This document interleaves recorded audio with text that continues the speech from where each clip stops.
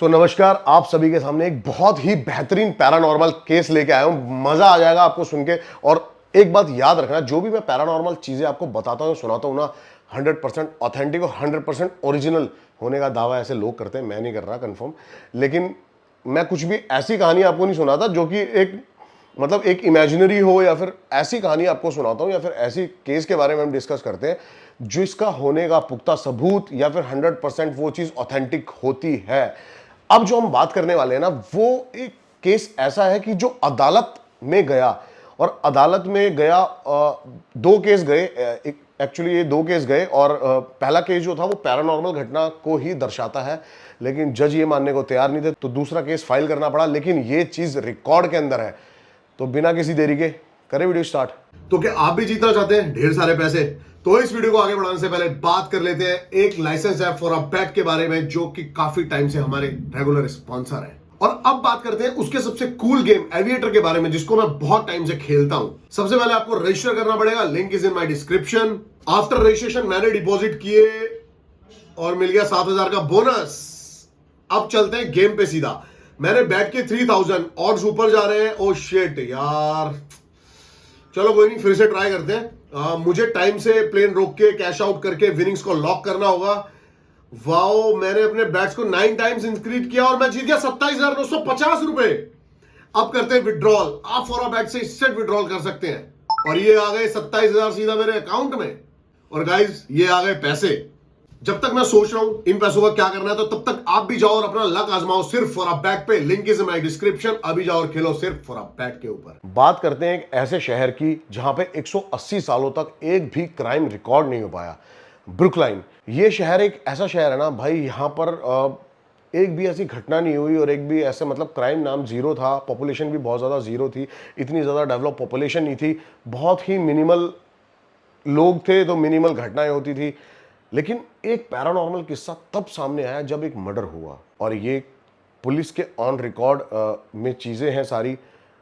ध्यान से सुनना, इसकी बिल्कुल मत करना, और सीरियसली ट्रस्ट मी कि मैं आपको जो कहानी सुनाता हूँ वो ताकि आप ज़्यादा से ज़्यादा पैरानॉर्मल चीज़ों से रिलेट कर सको, समझ में आए। हर एक केस के बारे में पढ़ते हैं ना, तो कुछ ना कुछ सीखने को ही मिलता है। तो आपको भी कुछ ना कुछ, आई होप, इस वीडियो से सीखने को मिलेगा, तो इसकी बिल्कुल भी मत करना। एक परिवार था, नॉर्मल परिवार, जैसे कि दो बच्चे, एक लड़की थी बड़ी, डेवी नाम की। और मैं पहले ही आपको एक डिस्क्लेमर दे देता हूँ कि इसके ऊपर है ना मूवीज़ और वेब सीरीज़ दोनों बनी हुई हैं, और उनके ऊपर लिखा गया है कि ये स्टोरी 100% ओरिजिनल और ऑथेंटिक है। लेकिन फिर भी मैंने जहाँ तक वो देखे ना, तो मेरे को लगा जो उसमें जो विजुलाइज करा गया ना, वो बहुत ज़्यादा एक्सट्रीम करा गया, और बहुत ज़्यादा कहानी को मैनिपुलेट करा गया, थोड़ी सा इंटरेस्टिंग दिखाने के लिए। मैं जो आपको कहानी सुनाऊंगा ना, वो एग्जैक्ट वो कहानी सुनाऊंगा जो ऑन रिकॉर्ड पुलिस के रिकॉर्ड में है, जो कोर्ट में दर्ज हुई, और वो कहानी मैं आपके सामने रखूंगा जो फैक्ट्स ओरिजिनल हैं। मतलब कुछ भी ऐसा नहीं जो कि विजुलाइज हो, ये फैक्ट्स रखूंगा जो कि ओरिजिनल ऑन रिकॉर्ड है, जो कि अथॉरिटीज के पास है। तो एक परिवार था, हस्बैंड वाइफ। लड़की जो थी बड़ी, उसका नाम डेवी था, और लड़का जो था छोटा था, 8-9 साल का, उसका नाम डेविड था। तो जो डेविड था, ये एक शहर के बाहर, ब्रुकलाइन शहर के बाहर आउटस्कर्ट्स में घर लेते हैं। वहाँ से इनका ऑफिस जो है, आना जाना पास पड़ता है। एक घर ले लेते हैं। नॉर्मल उस घर की कोई ऐसी हिस्ट्री नहीं होती पैरानॉर्मल की, यहाँ पर कोई ऐसी घटना होती हो या फिर ऐसा कुछ नहीं, नॉर्मल एक घर। लेकिन कुछ ही दिनों में ना, उनका जो सबसे छोटा बेटा होता है डेविड, वो बहुत ही ज़्यादा अजीब बिहेवियर उसका चेंज हो जाता है, और अजीब अजीब व्यवहार करने लगता है। अब ये क्या था, परिवार बहुत ज़्यादा ना, मतलब थोड़ा सा सिंपल था, तो और ये एक ही लैंग्वेज आती थी इनको, इंग्लिश। लेकिन जो डेविड है ना, वो लैटिन लैंग्वेज में ना दीवारों के ऊपर कुछ ना कुछ लिखता रहता है। कई दिनों तक ऐसा चलता है, और वो रोज़ रात को ये दोहराता रहता है, लिखता रहता है, अजीब अजीब बिहेवियर करता रहता है। तो घर वाले ये सोचते हैं कि ये शरारत कर रहा है, और या फिर हमें डराने की कोशिश कर रहा है, ऐसा कुछ अलग अलग आवाज़ें निकालने की ट्राई करता है। तो सोचते हैं भाई शायद हो सकता है इसका मिमिक्री में या फिर इन चीज़ों में बहुत ज़्यादा इंटरेस्ट हो। और डेविड सिर्फ और सिर्फ 9 से 10 साल की उम्र में ना 40 से भी ज़्यादा आवाज़ें निकालने लगता है, लेडीज़ की भी, बड़े आदमी की भी, हर मतलब। और ये चीज़ काफ़ी ज़्यादा शॉकिंग है, लेकिन उसके घर वाले उस चीज़ को नॉर्मल ही लेते हैं। लेकिन साथ ही साथ ना, एक चीज़ जो मेजर होती है डेविड के साथ, जो उसकी हेल्थ होती है ना, वो काफ़ी ज़्यादा डिक्रीज होती चली जाती है, और उसकी हेल्थ में काफ़ी ज़्यादा मतलब कह सकते हो कि वो कमज़ोर होता चला जाता है, उसके अंदर ब्लड की बहुत ज़्यादा कमी होने लगती है और रातों को वो अपने माँ बाप को मतलब जैसे ही उसके फादर उठते हैं सो के तो देखते हैं डेविड खड़ा हुआ और उनको घूरे जा रहा है। ऐसे ही वो अपनी बहन के साथ कई बार करता है।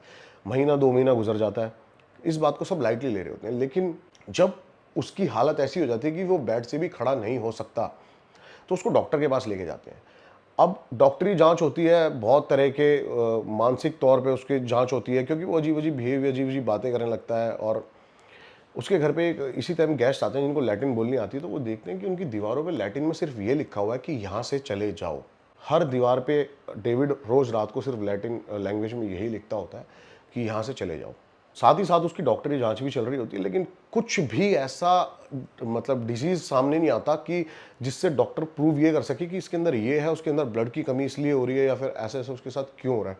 वो बिल्कुल भी सोच ही नहीं पाते, ना वो ये चीज़ समझ पाते हैं और डॉक्टरी जितनी भी रिपोर्ट्स होती हैं, कुछ भी नहीं हो पाता। अब क्या होता है ना, ऐसी चीज़ों में ना 99% केसेस में ये होता है कि डॉक्टर कुछ भी नहीं पता लगा पाता और लोगों को लगता है ये बहुत ज़्यादा बीमार है, लेकिन कहानी पैरानॉर्मल होती है। ऐसे बहुत ज़्यादा केसेस में जब डॉक्टरों को कुछ नहीं मिलता ना, तो डॉक्टर एक तो मेंटल तौर पे लोग उसको बीमार बोल देते हैं और डॉक्टर ये प्रूव करना चाहते हैं कि इसका जो दिमाग है ना, वो ये चीज़ों पे काबू नहीं कर पा रहा और दिमाग की वजह से उसके साथ ये सारे डिसीजेस हो पा रहे हैं।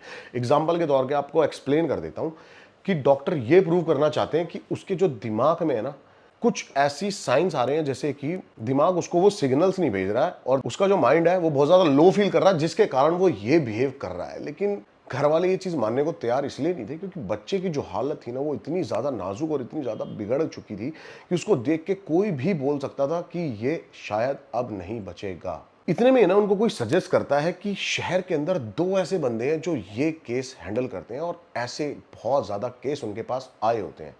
अब ये वही पैरानॉर्मल इन्वेस्टिगेटर हैं जिनके ऊपर मूवी बनी हुई है और ये बहुत ही ज़्यादा फेमस है। अब ये दोनों आते हैं और ये आते ही समझ जाते हैं कि मामला जो है वो डॉक्टर और साइंस के बाहर है। मतलब कुछ ऐसा पैरानॉर्मल है जो कि नॉर्मल नहीं है। अब हमेशा की तरह सलाह ये दी जाती है कि इस बच्चे का जो है वो एग्जॉर्सिज्म करना पड़ेगा। ये एक ऐसी मतलब एक ऐसा प्रोसेस है जिसके अंदर ये कुछ मंत्र वंत्र जाप और होली वाटर ये सब के थ्रू आत्माओं को उस शरीर से मुक्त कराया जाता है जो कि उस शरीर में फंस कर रह गई है। अब ये बताया जाए तो ये जो प्रोसेस है ना, ये 3 स्टेज में होगा।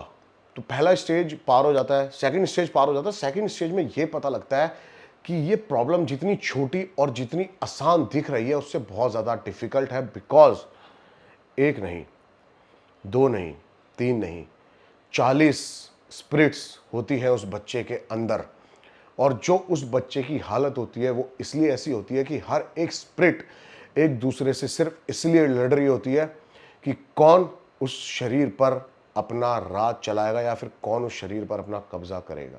अब इतने में ही इस कहानी के एक दूसरे पहलू पे आते हैं। जो उसकी बहन थी ना डेवी, उसकी तरफ कोई ध्यान नहीं दे रहा होता है क्योंकि घर में बच्चा इतना ज़्यादा बीमार है और वो बहुत ज़्यादा अलोन फील करती है। इन सब घर के बिहेवियर से वो बहुत ज़्यादा फ्रस्ट्रेट हो चुकी होती है।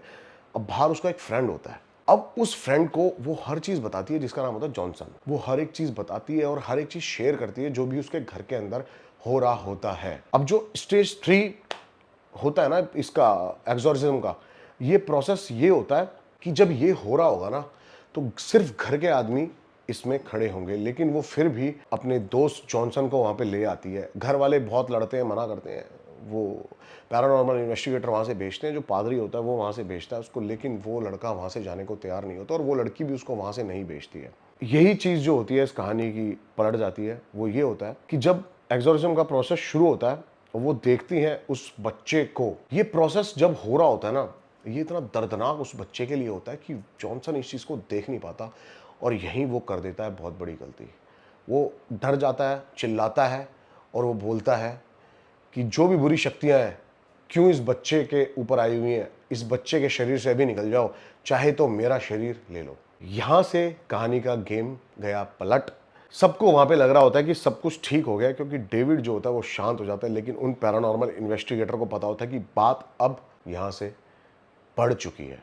सब कुछ शांत हो जाता है। डेविड की हालत दिन भर दिन सुधरती जाती है, लेकिन वहीं जॉनसन की हालत डेविड से भी बदतर होती चली जाती है। अब उसकी बहन को तो पता होता है क्या होता है, लेकिन जो जॉनसन के माता पिता होते हैं वो ये चीज़ मानने को ही तैयार नहीं होते कि ऐसी कोई भी बुरी शक्तियां या फिर शैतानी ताकत एग्जिस्ट करती हैं। वो मानने को तैयार नहीं होते। एक दिन ऐसी नॉर्मल कई महीने बीत जाते हैं, जॉनसन की हालत बहुत ज़्यादा वीक हो जाती है।